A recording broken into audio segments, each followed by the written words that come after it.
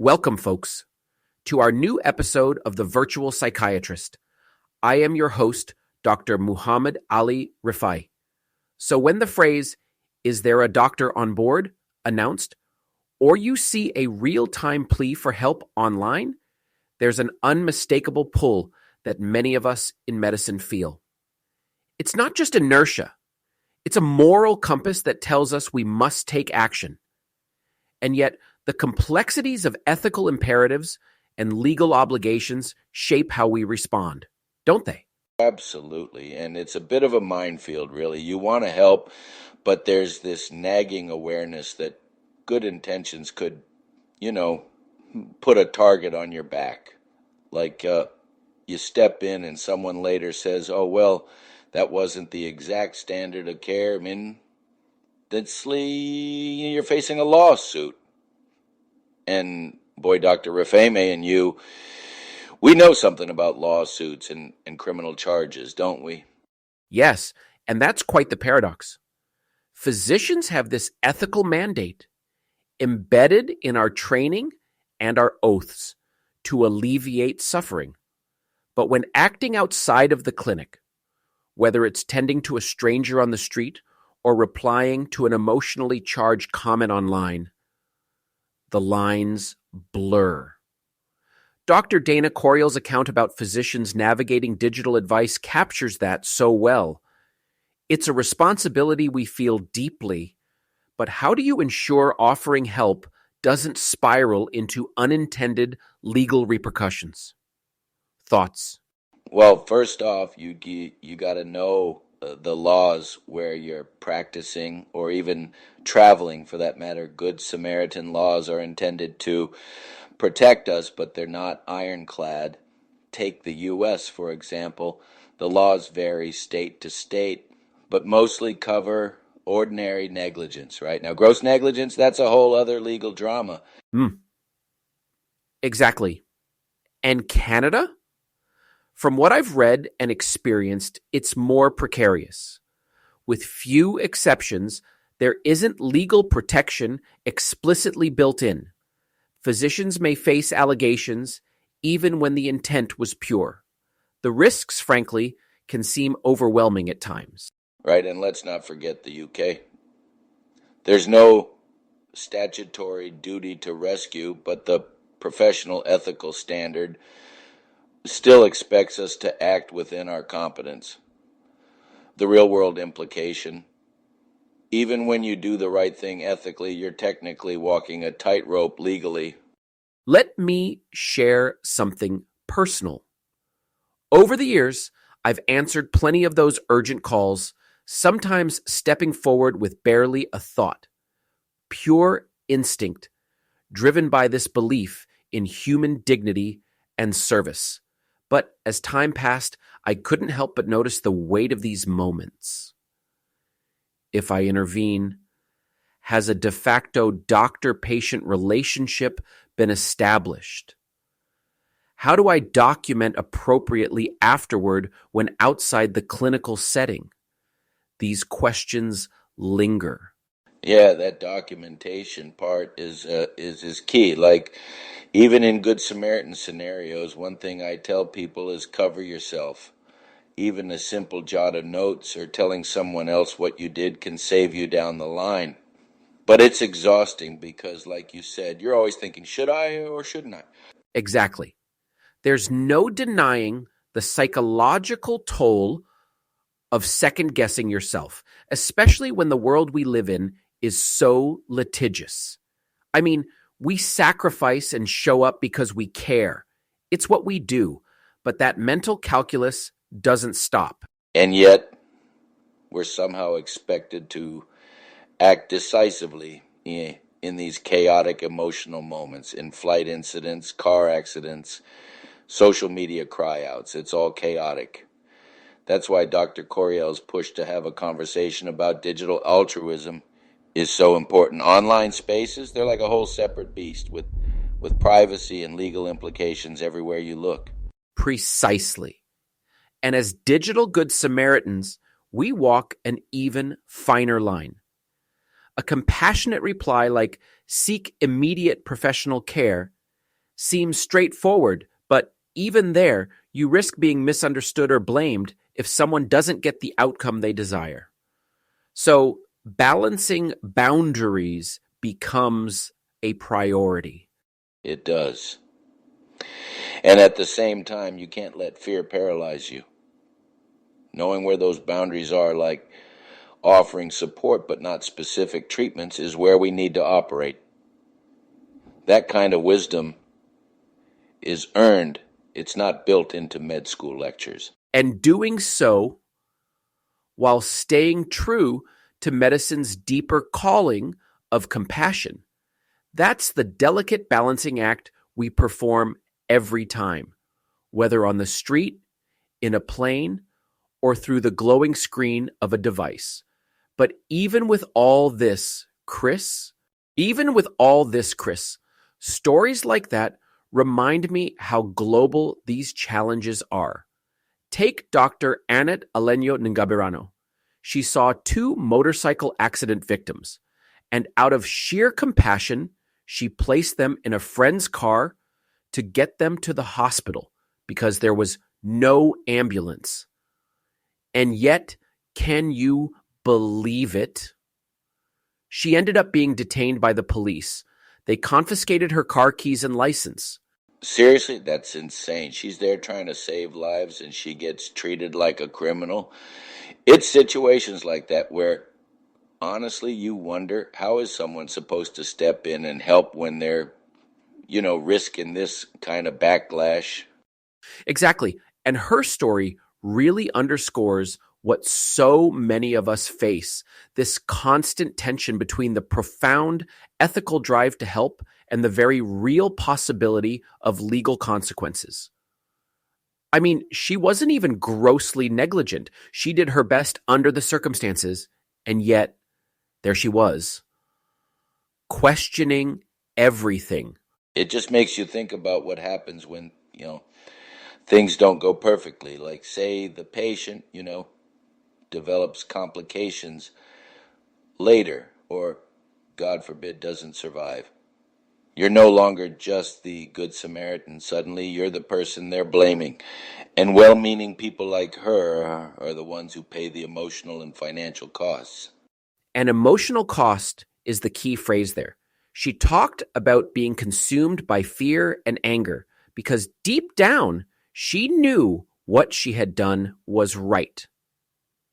But the entire ordeal left her questioning whether she should step in again in the future. It's a heavy burden and it's not unique to a certain area. It happens everywhere, including here in the US. Yeah, and that fear, it's not like ungrounded. Think about the costs of just defending yourself, even if you're in the right, hiring an attorney, managing the stress. It's all consuming. I've been there fighting something that was completely unwarranted, and man, it takes a toll. I can relate to that too. There was a time when I helped someone on board an international flight. Severe chest pain, classic signs of a heart attack. I did what I could under the circumstances, stabilizing them until the plane could land. But for weeks after, all I could think was, did I document it well enough? Did I leave myself exposed somehow? Should I have done something differently, legally speaking? And and you shouldn't have to second guess that. That's the tragedy, isn't it? You acted out of absolute regard for another person's well-being, and instead of thank you, doc, you're stuck asking, am I going to be okay because of this? It's a real question, and the weight of it can make you hesitate the next time. But we're physicians. We're wired to act. That's what makes these situations so hard. This constant pull between the urgency of care and the looming shadow of liability. And that's exactly why if we're going to step up, we need strategies to protect ourselves. I mean, take Ngabarano's case, she was caught off guard. without gloves, without even basic supplies. Imagine if she'd had a plan for these situations, you know? Absolutely. Preparation matters, both emotionally and practically. But even with planning, there's no escaping that fundamental question. How do we balance compassion with caution? It's the question Dr. Ngabirano asked herself. And honestly, it's one I ask myself every time I intervene. It's the same for me, and I think every physician listening to this has faced that moment where they pause and think, if I help. But I also think, Rifai, those moments define us, right? They push us to adapt and learn, even if sometimes the road feels impossibly narrow. You know, Chris, after everything we just discussed, Dr. Ngabirano's story, my own experience on that flight, it's clear to me that one of the most vital things we as physicians can do is really understand our local Good Samaritan laws. That knowledge can be a lifeline when faced with those split-second decisions in unpredictable situations. But even then, it's always this tightrope walk between wanting to help and staying protected. What's your take on that balance? Oh, no doubt. No. Knowing the law is the first step. And you know what? I tell anyone in healthcare, set your boundaries ahead of time. Don't wait for that moment on a plane or in a supermarket to try and figure out what you're comfortable with. Have a plan. I agree. Setting those boundaries is crucial. But even with that, there's the emotional toll of stepping in, especially when you're met with resistance or worse, accusations. It's heart-wrenching. Documenting your actions right after, it's one way to protect yourself, don't you think? Absolutely. And it doesn't have to be, you know, some formal legal document. Just a quick note, who you helped, what you observed, what you did. I mean, even telling a witness or a bystander what you've done can add that layer of, well, insurance, so to speak. And staying within your expertise, that's where the line really becomes important. Offering support doesn't mean stepping into uncharted territory. I think context plays such a big role. For example, providing assurance while directing someone to the proper resources can be just as meaningful as hands-on intervention. Yep, that's key. A simple phrase like this, and this looks serious, you need to get professional care, can go a long way. That it keeps the person safe and it keeps you from overextending. And here's the thing, if you're making a referral or pointing someone in the right direction, that's hardly negligence. But all of this, the preparation, the guidelines, it can still feel isolating at times, which is why I think a strong community support network for physicians is vital. Somewhere you can share, debrief, and frankly, take care of your mental health. It's not something we prioritize enough. Couldn't agree more. You can't pour from an empty cup, right? And, leaning on peers who've gone through similar situations can make all the difference. We're not in this alone, and we shouldn't act like we are. Exactly. And honestly, setting that example of looking after our own well-being might just pave the way for others to feel okay doing the same. Sometimes leading with vulnerability is the strongest statement we can make as physicians. Right, because if we don't take care of ourselves mentally, emotionally, you name it, how are we supposed to keep showing up? And that includes having conversations like these, talking it out, planning ahead, and sharing the load. It's all part of the equation. You're absolutely right. Preparation, boundaries, and community, it's almost a formula for resilience. But the reality is, even with all the planning in the world, every situation is unique. Our responses have to adapt, even as we hold on to these guiding principles. Chris, thinking about what we just discussed, preparation, boundaries, and resilience, it makes me wonder, when we face a moment of need, how do we decide? Do we step up every time, or do we pause to weigh the risks? Studies, like the one by Fukuda et al., highlight how physician-led pre-hospital advanced life support significantly improves survival. That's pretty remarkable, don't you think? No question about it, Rifai. Physicians are trained to handle these crises in ways that ordinary EMS or basic life support might not. It's not just training, it's instinct, experience. Those numbers, they're not just stats. They're lives, real people who got another chance because someone acted decisively. Exactly. And yet the question remains, why aren't more healthcare providers consistently ready to act, both practically and emotionally? Take Stop the Bleed, for instance. That program emerged because we saw a need after incidents like Sandy Hook. It empowered bystanders to save lives through something as straightforward as using a tourniquet. Imagine if more physicians embraced that type of proactive readiness. It's frustrating, isn't it? I mean, we've all seen those moments where just a little intervention, just one action could have been the difference between life and death. Look, we've got the skill set to be those leaders in the community. So why hold back? Fear. Fear of misstepping, of being held accountable in ways we can't foresee. But then you think about the alternative. Year after year, we lose countless lives, lives that could have been saved, because no one stepped in before EMS arrived. That's the real tragedy here. Exactly, and it circles back to this. Every physician should be ready to act as a community and first responder. And honestly, it starts with preparation, doesn't it? Knowing your laws, knowing your own boundaries, carrying the right tools if needed. It's not rocket science, but it does take a mindset shift.